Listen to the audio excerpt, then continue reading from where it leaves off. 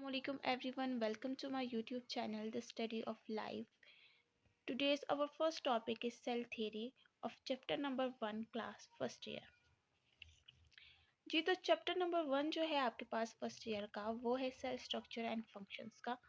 हमें पता है इतनी तो हमने बायोलॉजी क्लास 9th और 10th में पढ़ी है कि जो सेल होता है वो बेसिक यूनिट ऑफ लाइफ होता है। मतलब ये है कि जो आप लिविंग ऑर्गेनिजम्स हैं, हम सारे लिविंग ऑर्गेनिजम्स है, प्लांट्स हो गए, बैक्टीरिया हो गए, वायरसेस हो गया, ये सब इन सब का जो बॉडी है वो बहुत सारे सेल से मिलकर बनी हुई है। अब उन सेल्स का डिफरेंट स्ट्रक्चर होता है और इसी तरह उनके डिफरेंट फंक्शंस होते हैं। इस चैप्टर के अंदर आप सबसे पहले टेक्निक्स पढ़ेंगे।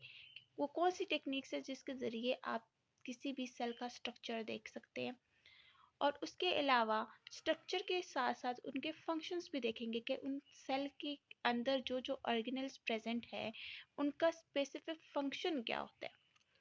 तो चलते हैं अपने फर्स्ट टॉपिक की तरफ। फर्स्ट टॉपिक है हमारा सेल थ्योरी।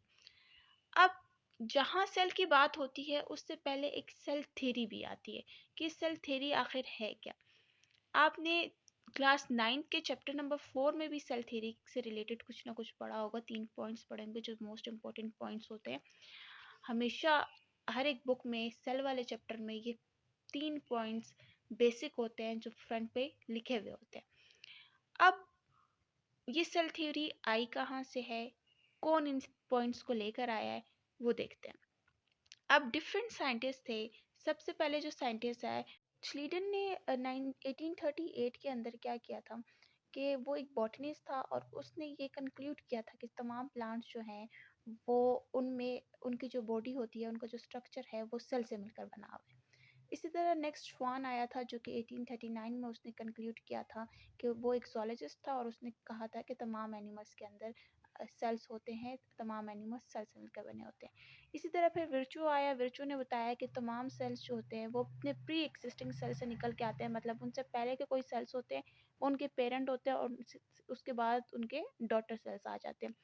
और नेक्स्ट आपके पास लेविस पैस्चर आया था 1862 के अंदर। उसने एक एक्सपेरिमेंट परफॉर्म किया था बैक्टीरिया के ऊपर और उस एक्सपेरिमेंट का कंक्लूजन ये था कि जो न्यू बैक्टीरिया है वो पिछले प्री एग्जिस्टिंग बैक्टीरिया से निकल कर आया है।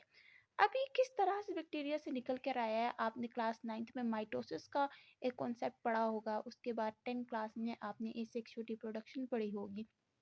उसमें डिवीजन हमने देखी थी कि बैक्टीरिया की डिवीजन कैसे होती है, बैक्टीरिया डिवाइड कैसे करता है। बेसिकली बैक्टीरिया के अंदर जो जीनोम होता है वो रेप्लिकेट करता है, फिर जो सेल वॉल होती है वो बीच में से डिवाइड होती है और दो सेल्स जो होते हैं वो बन जाते हैं पेरेंट सेल से। ठीक हो गया। तो यही लेविस पैस्चर ने अपने एक्सपेरिमेंट के अंदर देखा कि तमाम बैक्टीरिया जो हैं वो प्री एग्जिस्टिंग बैक्टीरिया से निकले हैं। इन सेल थ्योरी के 3 पॉइंट्स पे नज़र डालते हैं। सबसे पहला पॉइंट क्या है, all the organisms are made of one और मोर सेल्स। अब तमाम लिविंग ऑर्गेनिजम्स की यहाँ पे बात हो रही है कि कुछ वन से और कुछ एक से कहीं ज़्यादा सेल से मिलकर बने होते हैं। लाइक ह्यूमन बॉडी की बात की जाए तो ये बिलियंस और मिलियंस और ट्रिलियंस ऑफ सेल से मिलकर बनी होती है इनकी बॉडी। इसी तरह अगर बैक्टीरिया की बात की जाए तो बैक्टीरिया की जो बॉडी है वो सिर्फ एक सेल से मिलकर बनी हुई होती है और उसमें प्रॉपर सारी ऑर्गेनेलिज भी मौजूद नहीं होती। कुछ चीज़ें होती हैं, कुछ जेनेटिक मटेरियल होता है, राइबोसोम्स वगैरह होते हैं, एंजाइम्स वगैरह उसके अंदर मौजूद होते हैं।